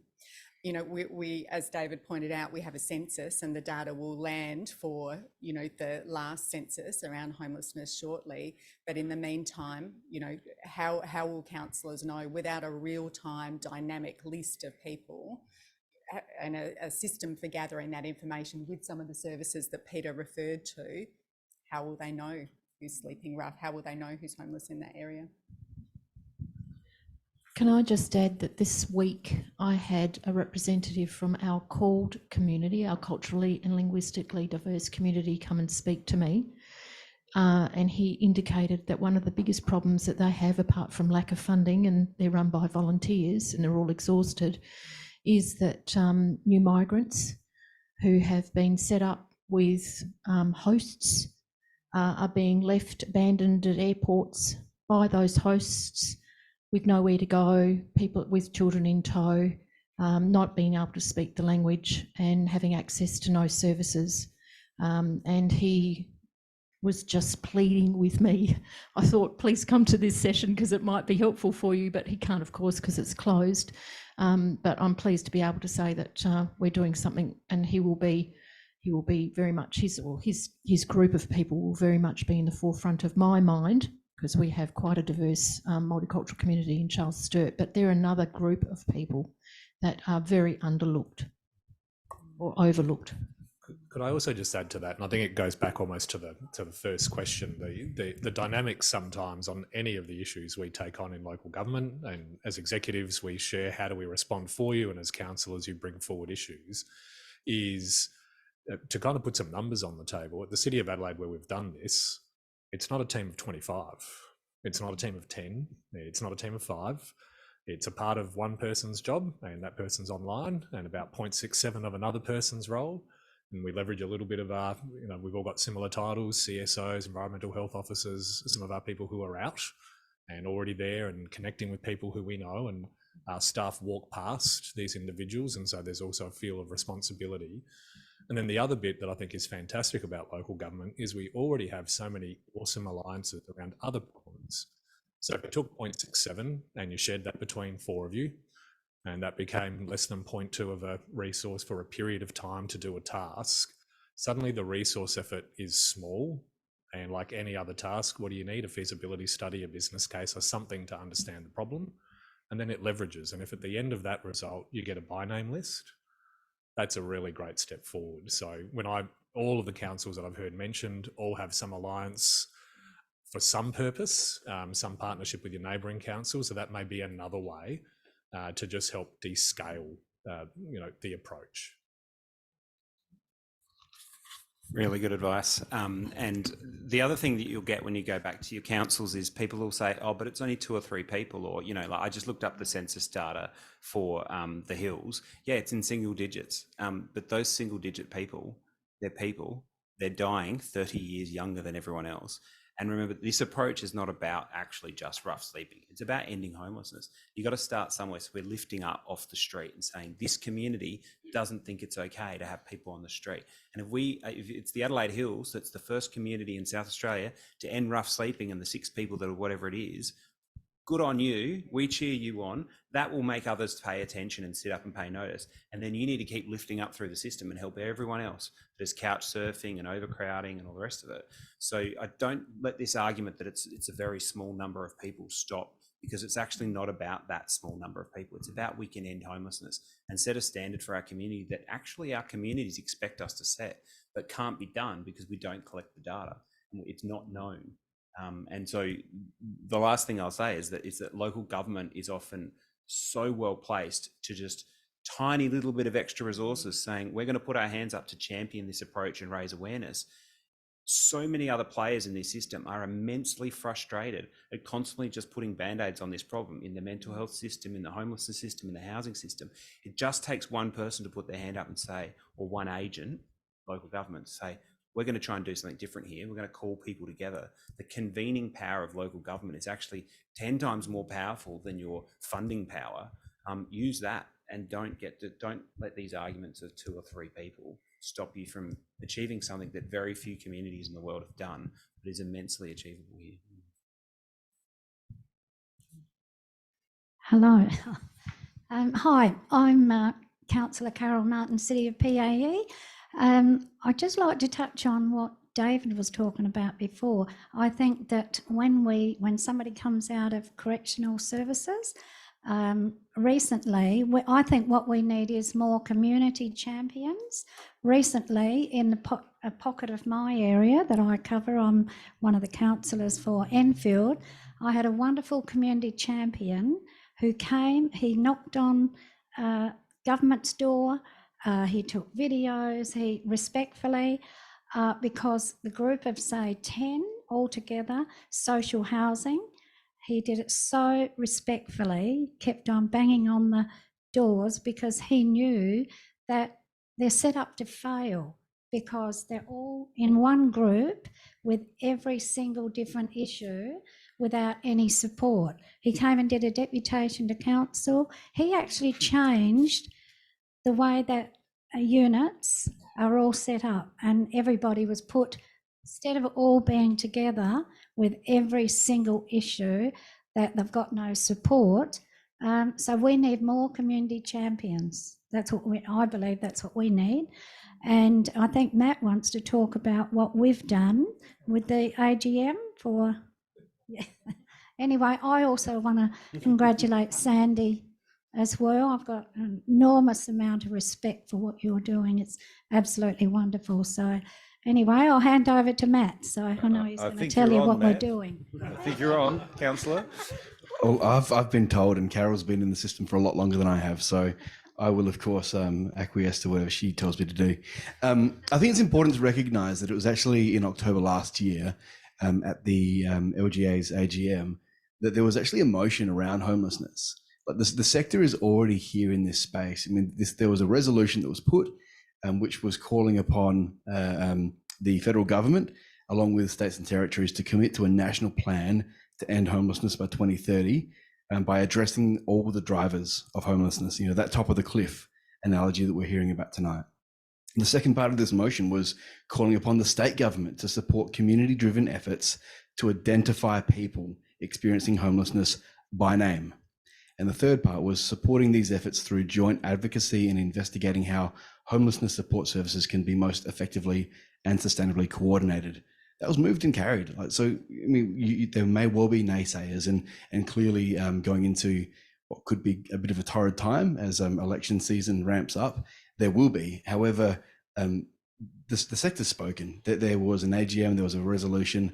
This is where we're at. I think it's just now time for us to put some meat on that bone, or the shoulder to the wheel, as David said before, and just start to be a bit braver than we have been in the past. Just commenting on that, Councillor. Of course, that motion went through in October last year. So there was a similar motion from Mount Gambier in the regions at the same AGM around social and affordable housing. And there was another one from Gawler at the April OGM. Now, the result of that has been the collaborative work with the South Australian Alliance to End Homelessness and these types of forums and the momentum moving forward. We've been working in housing supply, particularly in the regions, but of course we've heard loud and clear today that it's not just housing supply, it's all the other barriers to preventing homelessness. And so the results of your advocacy through your council has led to this collaboration, but we're also aware that there are councils that are very active with the Alliance framework, the service providers that was mentioned earlier, and Port Adelaide Enfield has again led the way there. And we know that you've employed an FTE on a contract to support homelessness relief efforts. So look, there really is an opportunity, I think, to showcase some of these collaborations that are forming, and we'll certainly be active in pursuing those opportunities to showcase to the rest of the sector. Part of the issue for us is hope, and I think that's what David's been hammering home in his usual style, and that is, I was nice to you before, and that is that this can be done, and that just this afternoon, as I was telling some of my colleagues in the housing authority that we were coming along tonight, etc., the enthusiasm, oh, local government's interested in this, local government, yeah, yes. So joining together, it really does unleash forces that perhaps have been a little bit too dormant, and we can do this. So initiatives by individual councils, that's fantastic. Coordination of this effort by the LGA, that's fantastic as well, because it only takes a few of us to get together in South Australia and we can move things. I was just going to do an unsolicited plug as well for showcasing things. Actually, we're running a national summit on ending homelessness in October this year. So the Capital City Committee of Lord Mayors is supporting that, and we're going to use that as an opportunity to showcase what the City of Adelaide's done and a number of other local governments. So that's an opportunity for anyone who's interested. It will be in Brisbane though, so anyone wants to come along, we'd love to see you there. And it's going to showcase this kind of work and really. I think one of the things that's going to be on the agenda is putting a stamp down about what is the local government role in this space and creating greater awareness and clarity on that, as we've talked about tonight. I had a question about the names list, but the Onkaparinga councillor helped me with that because I was worried about privacy. But I did want to just say with the Adelaide Hills Council, I brought a motion to lobby the federal government for increased in Newstart in the previous term of government, not council, not this one. The mayor spoke against it. We got it up. And I think it was because the Anti-Poverty Network was able to give me data. There were 1,600 people in the city of Mitcham on that benefit, and people didn't realise that. And so although we've got 66,000 people, those 1,600, I said, I'm speaking for them. And it resonated. Plus someone came and made a deputation who was a recipient. So I think the data and the personalisation which you're doing with the lists, most of people are receptive. And I believe that. It's just that they're not getting that authenticity of information or something, and that's what we're well placed to do as local government. So I've really taken heart from tonight, and I certainly want to speak with our neighbouring council and see what we can do. So thank you so much. Well, that's a great note on which to finish tonight because we are just over time. Was there something? Yeah, I might just ask, is anyone on Zoom that would like to ask a question? No? No, we're fine. So it just really remains for me to wrap up tonight, to thank our panel members, to thank the Lord Mayor, to thank Mayor Angela Evans and the Local Government Association for hosting this. So thank you very much. There's just a couple of words I want to say, and that is the leadership of local government is really important. And this is an area I believe that local government can show leadership on. We are stronger when we are together, and we actually, as a community, we become better together. So I take away some very strong sense of commitment and the sense that we can work together. So thank you very much, everybody, for attending tonight. Now, in order to celebrate tonight, we've organised to have a group photo. So all of you who want to be in the photo so we can celebrate tonight, Caro is going to organise us, I think. Oh, okay. By organisers, let's what's that? Where would you like it?